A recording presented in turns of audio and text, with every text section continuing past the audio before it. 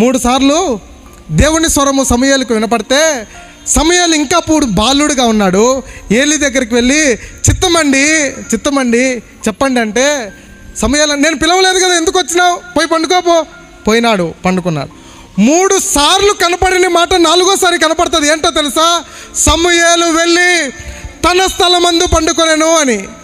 తన స్థలమందు అనేది అండర్లైన్. పైన 3 సందర్భాలలో 3 సార్లు దేవుని మాటను విన్నా కూడా ఏ సందర్భంలో తన స్థలమందు అనే మాట కనపడదు. మీరు ఇంటికి వెళ్ళిన తర్వాత చదవండి.